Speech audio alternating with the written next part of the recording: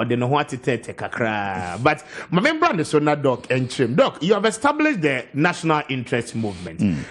In entirety, you can't the name movement na saying what is the brain and rationale behind Serkui? Well, you see, the national interest movement simply says that we must not allow partisan interests to subsume the national interest. And that our democracy must be redefined in such a way that we put the national interest above the partisan interest. Because with partisan interest, what you have is increasing polarization, lack of ability to reach any compromise, a creation of an elite with a widening gap between the haves and the have-nots, and at the end of the day, a democracy that is failing to deliver on its promise of a shared prosperity for all, of equity and equal opportunity for all, and of meritocracy, people getting what is due to them. If I apply for a job, I should get it, not because I belong to one group or another. So that is a constitution that was promised those things for all of us, because the constitution is for we the people by the people. So it shouldn't be that in the implementation of governance you start discriminating. So those things have come to the fore and have informed us that, look, if we keep following this extreme partisan agenda, this adversarial democracy, the path that we are on right now, we'll have a problem. So some of us decided that, no, let's put aside the partisanship for now and address the fundamental issue. And incidentally, Ghana, it's not only in Ghana. Democracy all around the world is facing a challenge.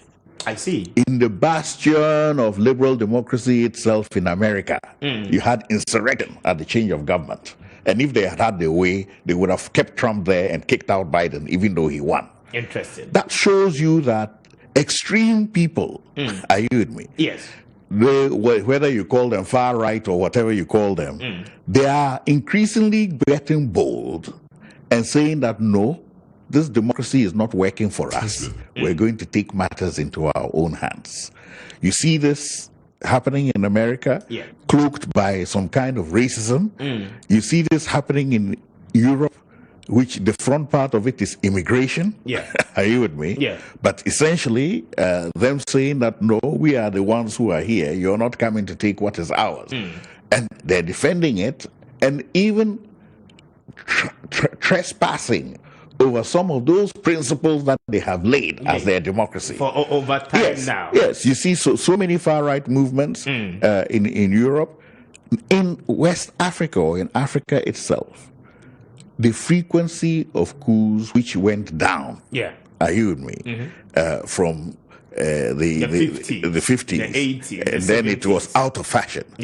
Now it is coming into fashion again. Why? Because of the same reason. People say the democracy is working for a few at the expense of the many. And whether you are left, right, whatever opinion you have, the evidence is right on the table looking at you in the eye, and you cannot deny it. Are you with me? And those are the reasons why we formed the National Interest Movement. To say that, look, let's take a step back from this partisan game that we're playing. It can be a bit dangerous. Let's go to the root of the problem. Let's try and redefine our democracy in a way that suits us. Because you and me know that at the advent of independence, it was not even half an hour that the British flag came down and the Ghanaian flag went up. But what was the kind of society that flag was flying over? Are you with me? That is a very good question. I will be saying. Yes.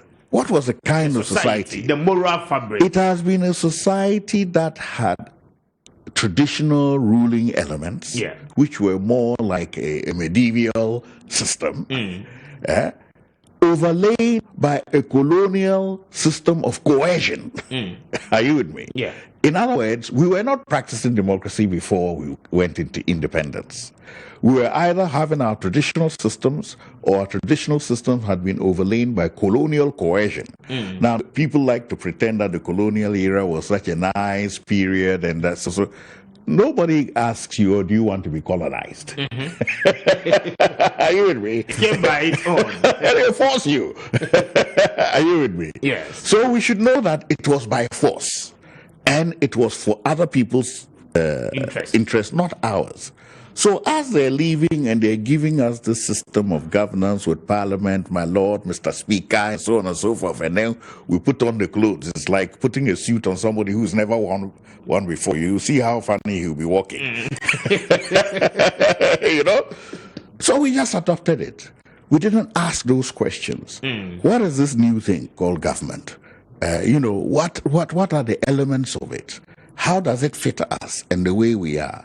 But having said that, we have practiced it over a period. We have seen how we have almost vomited it in several coups because it was not agreeing with our stomach. And then eventually we came to an accommodation where we had this 1992 Constitution, as it were, under the Fourth Republic. Be that as it may, if you're a military regime and you're making a constitution, by all means, you have to make it to suit yourself. Okay. Protect yourself. Are you with me? Yes. So it has inherent underlying flaws, even though it has taken into account all the experiences that we have had and the reasons for all these turbulence. But let's ask ourselves a question. The coups that are happening today, are the reasons different? Is it not corruption they cite? Yeah. Is it not inequity of opportunity they cite? Inequality. Yeah. Is it not extreme exclusion of other people that they cite?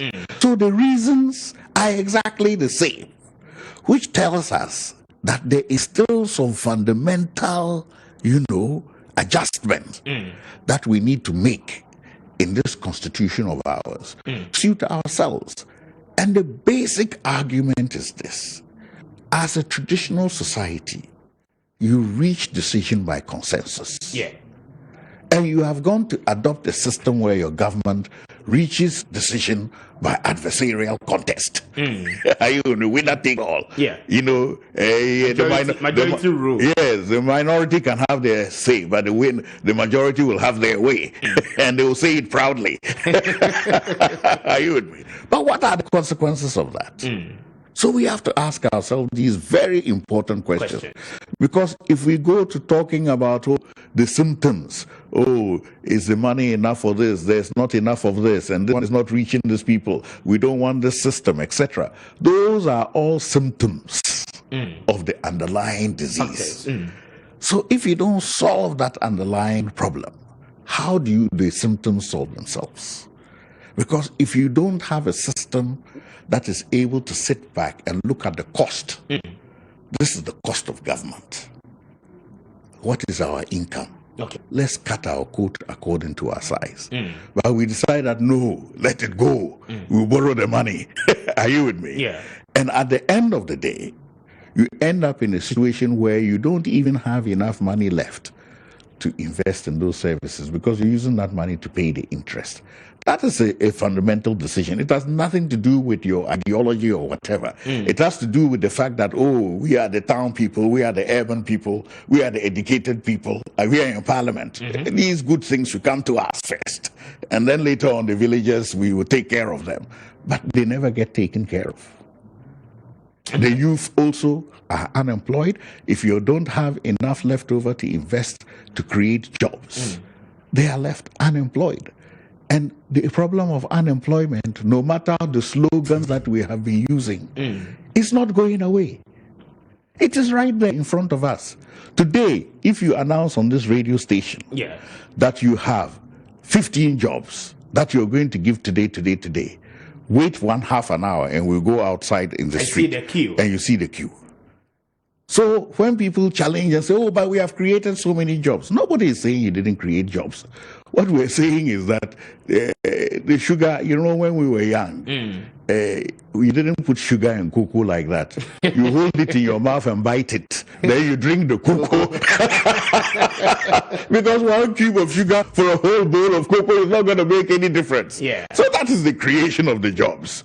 You're creating a few jobs in a sea of unemployment. So definitely the impact will not be immediately visible.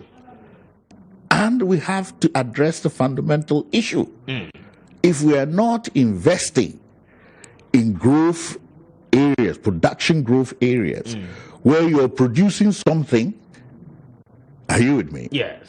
On your job, that something is going to be sold and is going to add value, is going to be added and to be sold for some big money so that you can be paid and your pay adjusted. Are you with me? Yeah. To the rate of inflation, all these things. And you are just providing services. Are you with me? Yeah. When you're not producing anything, you will be chasing a train that will never stop. Interesting. Are you with me? So these are fundamental issues which, yes, we can decide to, play around with statistics, massage it. This one has gone up a little bit. GDP has gone up by this much. A rate of this has gone up by this much. But at the end of the day, do you solve the problem? If we solve the problem, we wouldn't be where we are today. Are you with me? Yeah. So what we are calling for as a national interest movement is, look, let's sit down together, are you with me, and look at these fundamental issues and redefine our democracy, readjust our constitution, are you with me, to fit us for our modern day, where we find ourselves today, are you with me? And then we carry on. We're not saying you should stop multi-party politics. We're not saying that, are you with me? All we are saying is that let us stop, take stock. It will be 30 years after the beginning of the Fourth Republic. Let's take stock. Are you with me? It's not a blame game. It's not blaming this one. Those things are not going to get us anywhere. Okay. It's not removing this one, bring this one. We've done it so many times. It's not taking us anywhere. So now let us come up with a different solution. Let us look for a reform mandate. Okay. Are you with me? A mandate for reform, so that we can make those adjustments that will keep our nation on an even keel going forward. Okay. And build on the democracy that we have labored so much and sacrificed so much to achieve. Very interesting. And many Dr. Abu Sakara and the commander and leader of National Interest Movement and a civil society organization, if I'm right, one more about the rule. Now the premise and one more but I teach you pano a book. The 1992 Constitution. Yes. And see, your baby comes is here. Doc, actually, Constitution, there are a lot of issues with it, making it very difficult. Say, Ghana, you bet me, Akoyenim, na yetumpong. In one way or the other, Constitution way, and making the president, which is the executive president, very powerful. With over 7,000 appointments every president is likely to make at the time of elections. And we'll go into that shortly. But I've said, when anyone is now way any more focus. Why has it taken the name so long to come out? Precisely your very self. Because from 2012, I believe, say, Unya, the national platform to discuss the way forward. And why has it taken you so long to come out on this? Well, actually, we have not taken so long. As you know, we have been speaking about these issues on other radio stations. Maybe not on Kessben, but certainly we have been speaking on them and other issues. Also, initially, at the very beginning, about 5-6 years ago, we went into a retreat to say, look, let's scrap everything we are thinking. Let's think fresh things. So when we did that and came up with this concept of the national interest movement and a focus on the Constitution with a link to the key 7 areas that we need to adjust and what that will mean in our national discourse and also what it means to the ordinary man, we then started, okay, so how do we get this message out to people? So we started meeting other NGOs, other civil society organizations, because we're not the only ones who are thinking about this. Okay. Actually, most of the work that we are doing here, we're drawing from the CRE document, the Constitutional Review Commission that was set up by President Arthur Mills. Some of our members are key players in that document, Professor Tugba, Professor Jampo, and other people. So we've all put our heads together and say, look, we cannot swallow the whole thing all at once, but there are some key areas that we need to address. Let's synthesize them, let's summarize them, and then submit them in a petition to the Speaker, which we did. Last year. Copy of it. Yes, last year. So we wrote the Speaker, and why did we write to the Speaker? We know what this political environment is. The minute you give it to the president, they say, oh, it's an NPP thing. Let's fight it. Are you with me? So we said, no, let's give it to the Speaker in the hope that Speaker will say, oh, minority leader, brah. Now majority leader also, brah. And they're saying these things about our constitution and about our country. What do you think? Is there any merit in it? If there's a merit in it, how should we approach it? You know, should we come together and do it together? Maybe you take these 5 points, I also take these 6 points, and we all champion them? Because any one of them cannot pass these things through the parliament. Because first of all, we've got a hung parliament. Secondly, it will need a 2/3 majority to make for the entrenched clauses. You have to go to a referendum. Are you with me? For some of them. So it's something that requires consensus and requires all of us. So we had to prosecute it along the path that it should be prosecuted, which is through our legislature. And we did that. Then subsequently decided, well, the legislature derives its power from the people. So we started the process of door-to-door, meeting people, talking to them about this. But as you know, all these things cost money, they cost time. So if we've been slow in that phase, it's simply because we don't have the resource with which to do it. And also the mindset of people. If today I said that, oh, I'm setting a political party, oh, by the time I reach home, plenty phone calls. But if I say that, oh, we're in a movement for a reform agenda, that will define our democracy. Which will later, probably in the future, transition. You see? So you have to work harder to get the youth, are you with me, to see that this actually matters more to you than the parties that you are doing. Are you with me? Look, I have the 7 bullet points. Especially with this particular campaign in terms of your movement. Let me quickly go through some of the documents. One more 80 year no intimi and TSA. And Dr. Abu Sakara and the national interest movement, you know, share Nimo say you bet me I such a constitution Nimo and now the first point is say reduce excessive powers of president and deconcentrate power to other organs and key other institutions of states. No more one man 1,000 presidents. The references are made to Article 78, Article 5 2 Clause 2, Article 5 2C, and then Article 3, Article 44 Clause 6 as well, making references, which is giving power to the president. Point 2, sir, strengthen independent constitutional bodies to provide equitable balance of power for adequate checks and balances and stop appointment of ministers from legislative or judiciary. No more kokofu bobo between executive and the legislature or judiciary. And then also one more making references to Article 108, Article 70, Article 216, Article 225, and Article 286. Now, point 3 says entrench a long-term national development plan a long-term national development plan in the constitution to ensure focus, continuity, and enhanced national cohesion for development. No more discontinued project and judgment debt. Article 86, Article 87, Article 178, 179, Article 808, 181, and Article 182.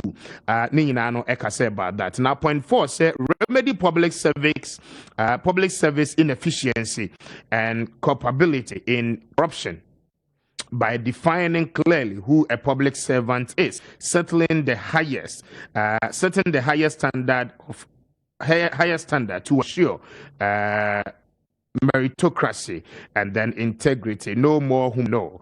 Okay, point 5 goes further to say, remedy ineffective decentralization of local government and enhance their viability as semi-autonomous bodies by upscaling local government to regional level to enhance accountability by election of DCE or MCE through the universal suffrage on non-partisan basis. Okay, no more taking community for granted. Okay, point 6 goes further to institute compulsory military service to arrest declining patriotism and discipline and strengthen the good cultural norms through reinforcement of societal values that project accepted social virtues as well. And point 7, the very final one, said increase political space for greater inclusiveness and consensus building driven governance by enhancing electoral reforms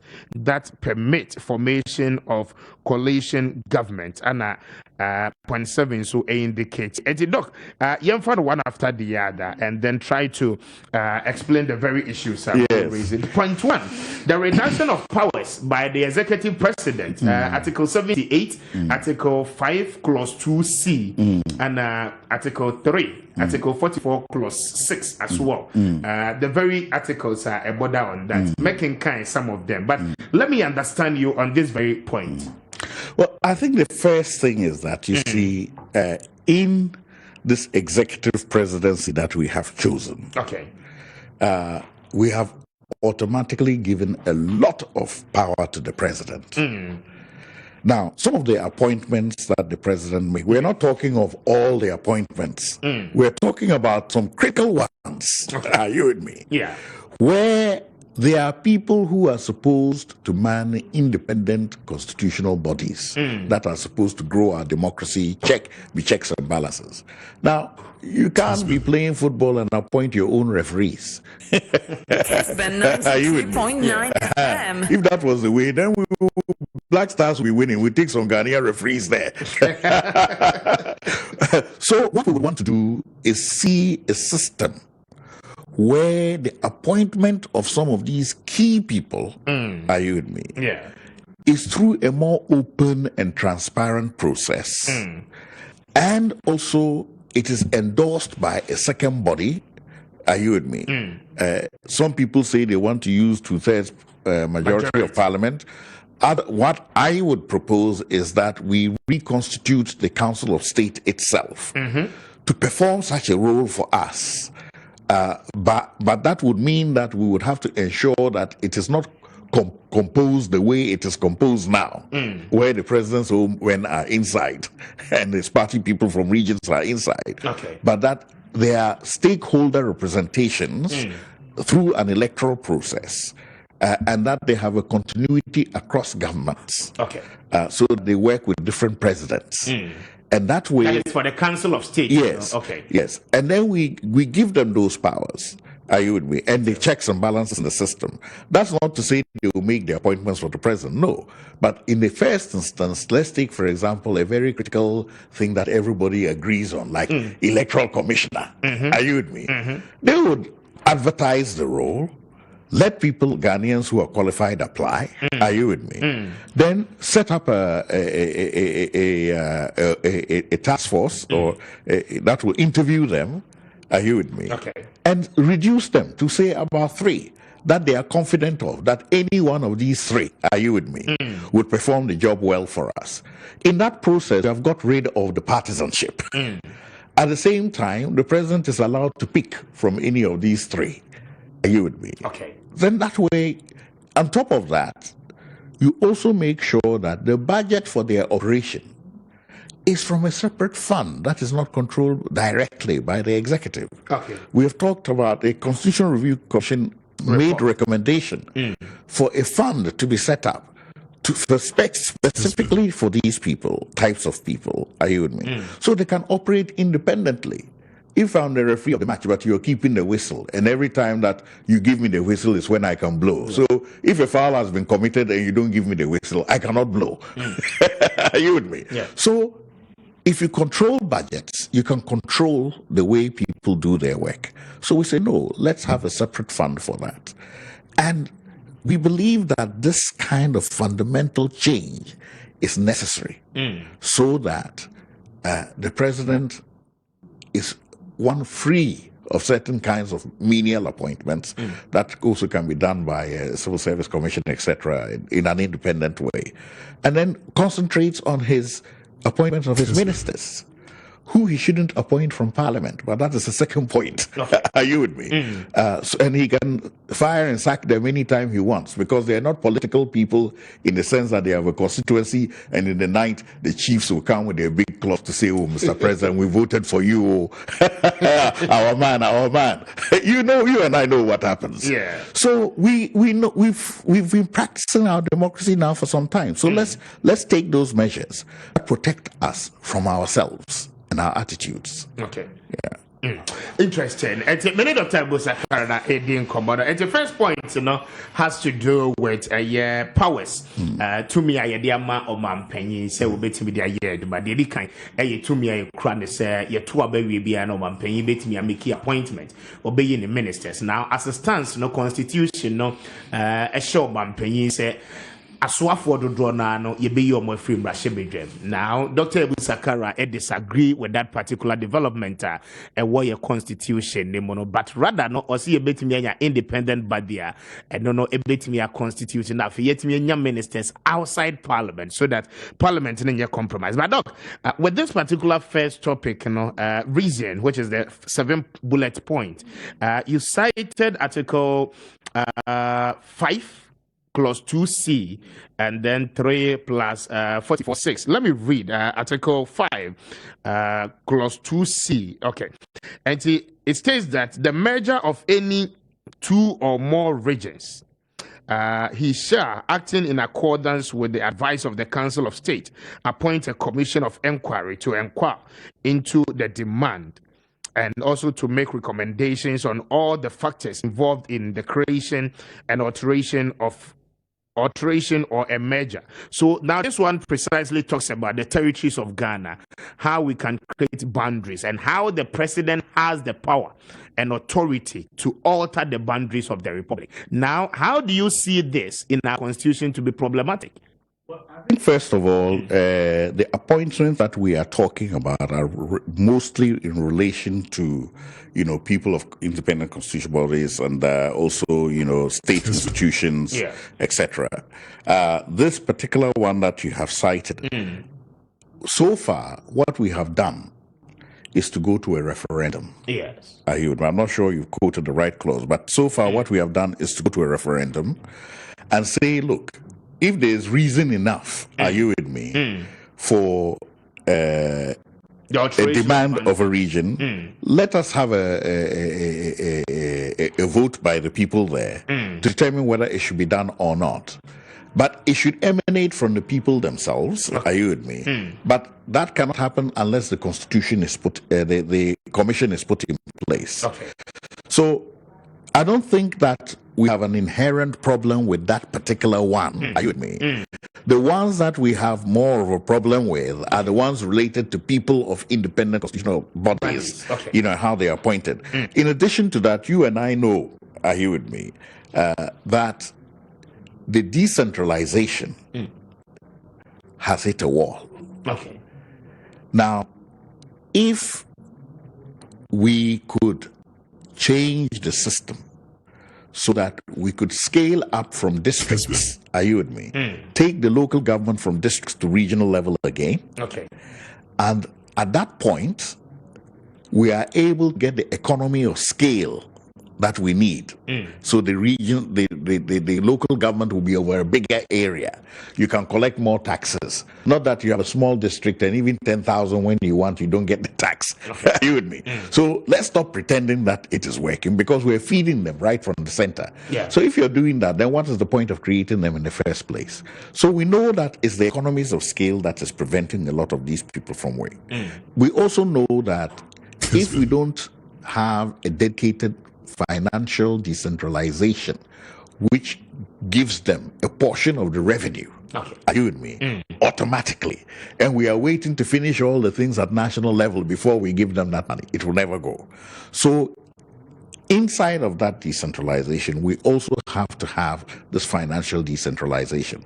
But you cannot have that financial decentralization if it is going to work for a political head who is a partisan person. But if you elect him by a partisan basis, then he's not going to serve only his party, he will serve everybody. So there are issues related to the way you scale up decentralization, and then the power of the president, to create that new local government. So if that new local government is going to be at the regional level, you cannot be appointing them and creating them like the ones what we've done to the districts, because I'm sure when we started, it was not our intention to have 200 and something districts. Yeah. but even with that, though, there seems to be a problem, because with the current existing local government structure, where you have the leadership being the regional minister, then it transitions down to the MMDCs and all. Many have said that there isn't any sort of importance having a regional minister, because we are not practicing a federal system. Now, the regional minister does not have a budget to work with, and so how effective can that office be if we are so to speak, consider any sort of importance with that particular creation and architecture we have? You see, you've ended up in the middle. You're not here and you're not here. Are you with me? So you're not having the benefit of a regional scale. Neither are you also having the efficiency of a district level. Because you don't have the wherewithal to implement to the scale that you need to implement. So this is what we're saying. At the end of the day, think of the caliber of persons who need to form a hub at the regional level to do all the planning, engineers and this and that. Can you have that quality of people at the district level? You post them there, they'll run away. Are you with me? Yeah. But if they're at the regional level, are you with me? At least they're comfortable. If you post somebody like that to Kumasi or to Tamale, he's not going to go anywhere. He's going to make the most of it. Are you with me? Yeah. But then if you don't have the power to run local government from that level, and the finances to run local government from that level, that doesn't help you either. So we've seen the two sides. Let's come to an arrangement and make the adjustment. Are you with me?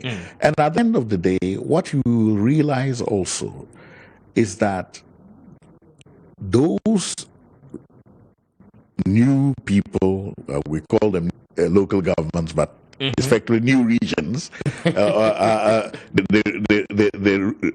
instead of a DCE to now become an RCE. Are you with me? Yeah. They also have to be elected. Are you with me? Yeah. Point them anymore. They have to be elected. Yes, but the president has said, or will believe anymore. But in the last referendum, Ghanaians rejected that, especially the minority side, the election of MMDC. No. That is a wrong statement. What they rejected was the election of those local government leaders by partisan basis. What they wanted and were told we were going to have in the CRC report was election on non-partisan basis. If that referendum had changed the question or attempted to change the question, there would have been a whole lot of support for it. And I believe even now, people learn from their mistakes.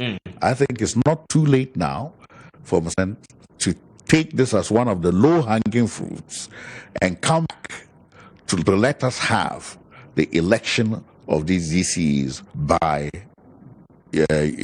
on non-partisan basis by investors. But even with they have said that the non-partisan basis argument will not hold. It cannot hold because as it stands now, the NPP and NDC play even with the confirmation of MMDC. Yes. So how do you do away with these two mega parties of which we have in our system? I don't think that we are supposed to do away with it, but you're supposed to change the system in such a way that their influence will be limited to what it should be limited to and not exceed what it should not exceed. Yes. For example, if we decided to have local regional level, and you still have the district, call them sub-districts or whatever you want to call it.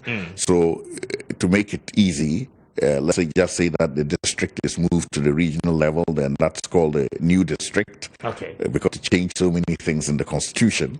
And you then elect the person, as we have already decided. And then you put in those things about financial decentralization for how percentage of the new. Then at the lower sub-district level, which is the old districts, you will have different parties, are you with me? Because in control. So if now as a new political head, you have to campaign over, say, 6-7 constituents of different political parties, you have to be a man of caliber and you have to be a man of compromise. I see. Are you with me? You cannot, you cannot get the votes that you need when they are supporting different parties, when you stand on a non-partisan basis, if you don't compromise with them. And that is the kind of compromise we're looking for at that local level, so that we begin working on consensus basis instead of adversaries. We have one. It is ours. We're doing what we want to do. Wait till you're 10.